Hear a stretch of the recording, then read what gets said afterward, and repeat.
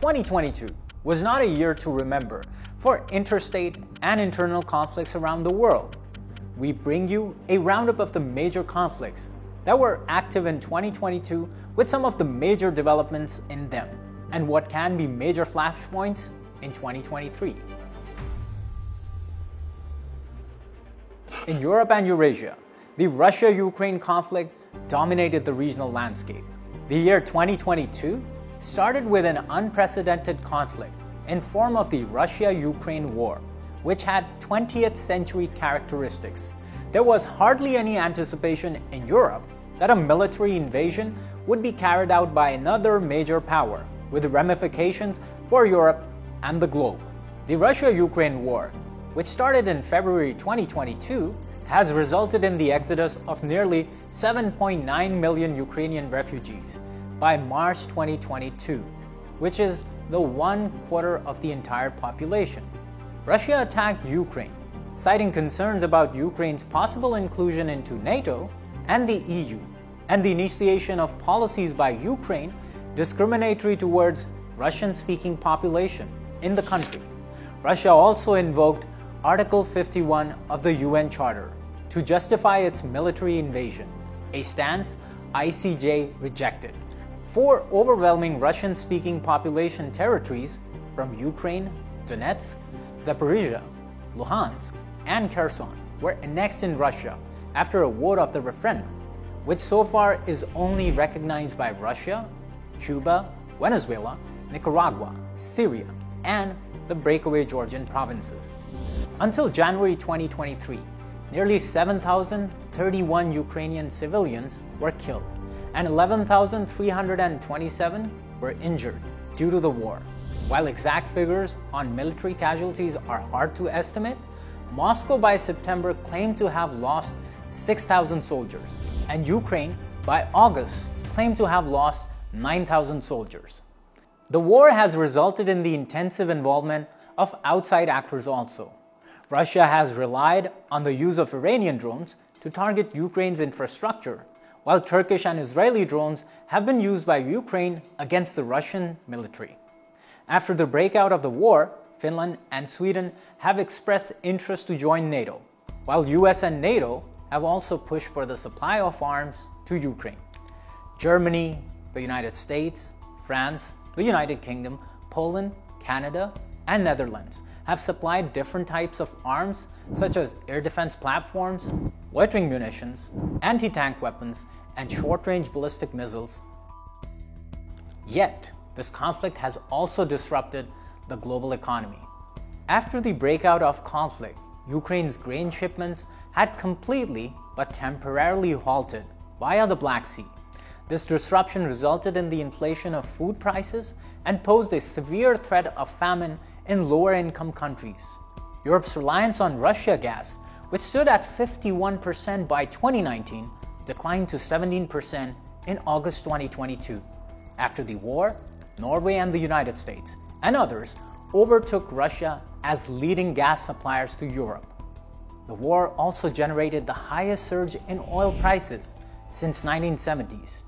The crude oil prices jumped as high as $120 to $130 per barrel, before hovering down between $70 and $80, and inflation soared internationally. While Russia's oil exports share increased to countries like India, which exported around 2% of fuel before the war, to become the second largest supplier of crude oil to the country. Due to higher energy prices, the World Bank predicts that by end of the 2023, the global output will be down by 0.8%. Moreover, humanitarian relief to other conflict areas has also been compromised due to this war.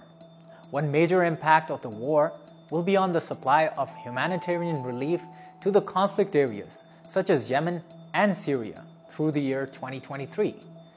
In 2023, around 15.3 million people will require relief supplies in Syria, whereas in Yemen, in the same year, an estimated 21.6 million people will need humanitarian assistance and protection services. Next, let us take you to Asia Pacific. South China Sea had another tense year, with a rise in military exercises, dangerous aircraft maneuvers, and escalatory actions by different sides. The South China Sea has overlapping claims in different areas by multiple regional countries, including China, Vietnam, Malaysia, Philippines, Indonesia, and Brunei. In 2022, the former Speaker of Congress, Nancy Pelosi, visited Taiwan to demonstrate U.S. commitment to prevent a forceful takeover of the island by China. Beijing protested the visit, seeing it contrary to One China policy. China responded by initiating military exercises and suspended military and climate-related talks with the United States. After Pelosi's visit, U.S. Navy warships have also navigated through the Taiwan Strait on different occasions, and a Beijing think tank reported 589 surveillance flights in 2022 by the U.S. military over the South China Sea. In addition to the sailing of the Chinese naval ships, it also carried out the highest number of aerial sorties, crossing the median line and air defense identification zone of Taiwan. The maiden line is treated as a de facto border between mainland China and Taiwan. In the Korean Peninsula, tensions remain high between North and South Korea.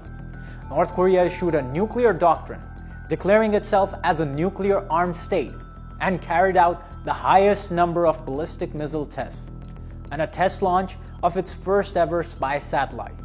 In 2022, both North Korea also carried out drone intrusions in South Korea's airspace, which led to South Korea's decision to allocate additional resources for the development of drones. South Korea and Japan have also decided to shore up their defense exports as a move to build their defense industries and to reduce their defense expenditure. South Korea wants to become the fourth largest arms exporter to the world by 2027, whereas the move to export defense supplies by Japan and South Korea to regional countries and in Europe is aimed to counter China as an alternative export partner and its rising military influence in the region as well.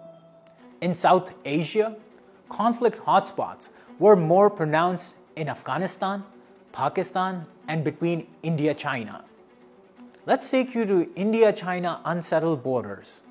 India and China have disputes across what India describes as the three sectors: the western sector, along Ladakh and China's Tibet and Xinjiang region; the middle sector, along Himachal Pradesh and Uttarakhand; and the eastern sector, what India calls as Arunachal Pradesh, and China as Zhangan or South Tibet.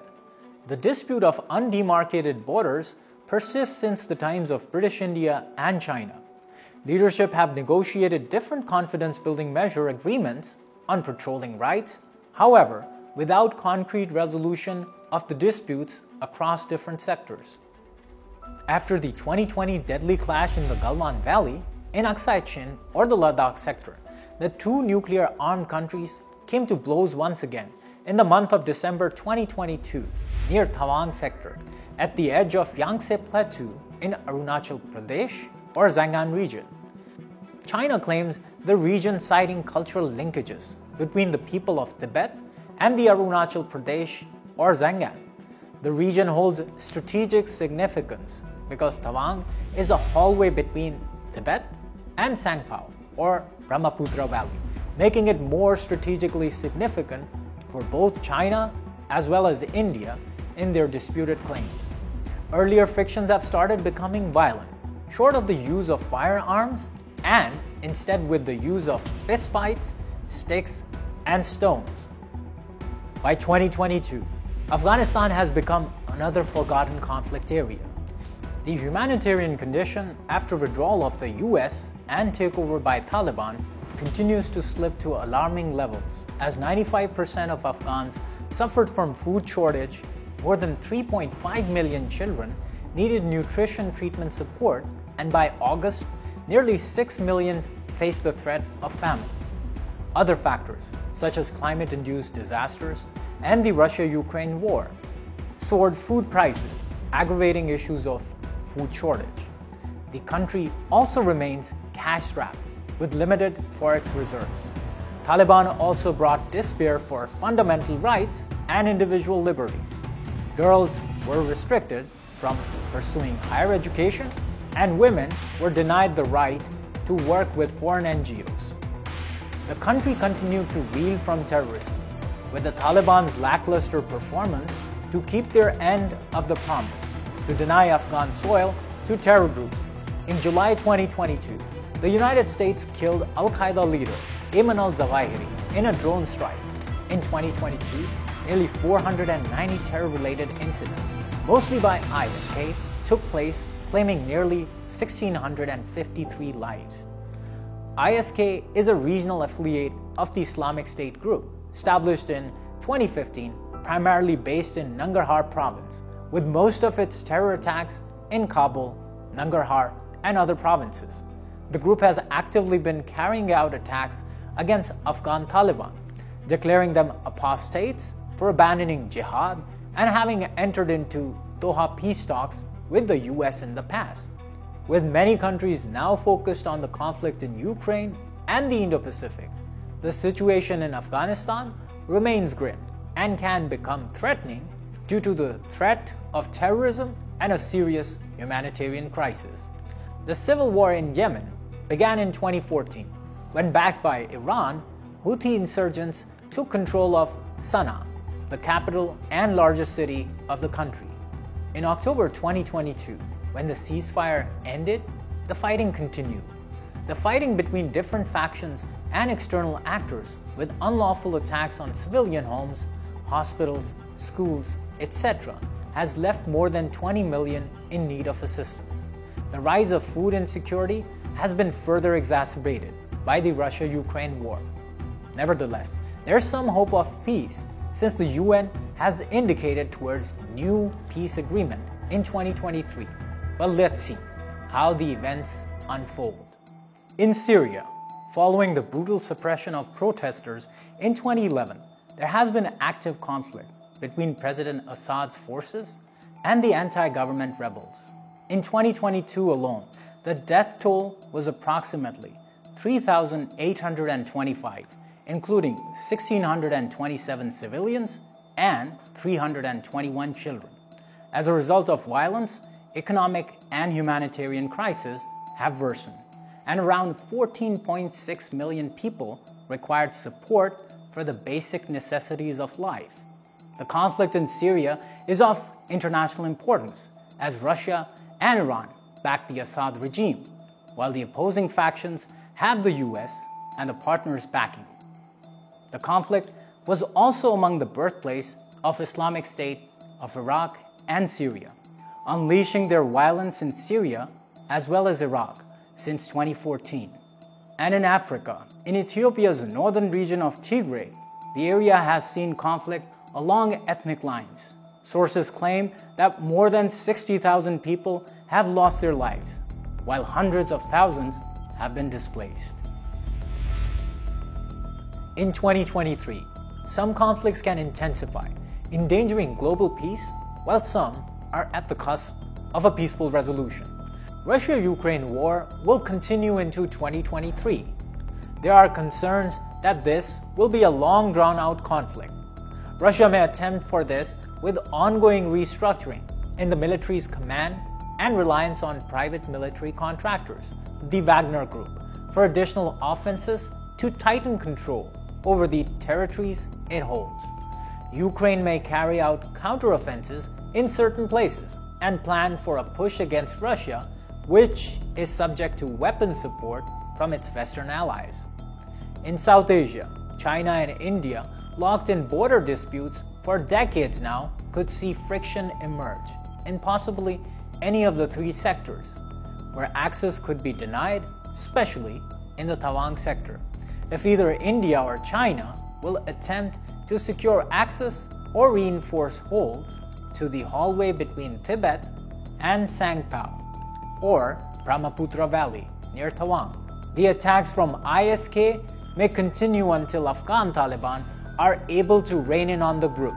In 2023, 28 million people are expected to require humanitarian assistance, out of which 13 million are children.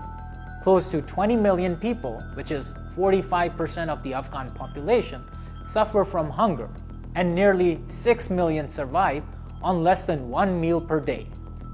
In the South China Sea, incidents like dangerous aircraft maneuvers or close encounters between ships or boats in sea can convert into a serious crisis due to lack of follow-through or progress on building confidence-building measures between Southeast Asian states, China, Taiwan, and the United States remains a possibility.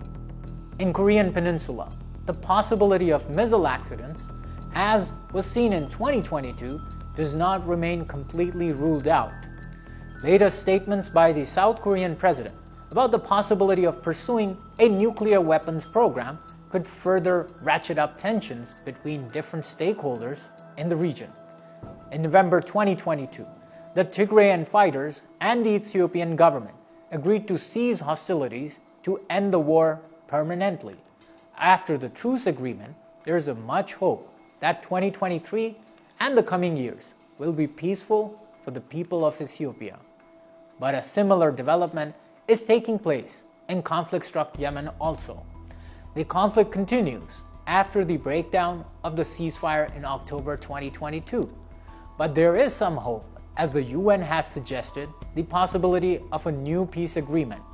If the agreement takes place in 2023, it may bring much-awaited relief to the people which have suffered due to the conflict. However, providing humanitarian relief will remain a major challenge. I know, so far it's been a very bleak picture of the global security landscape, and conflicts are unlikely to reduce significantly. Yet, hope on headways in bringing stability and peace, no matter how small and significant, should not just be ruled out.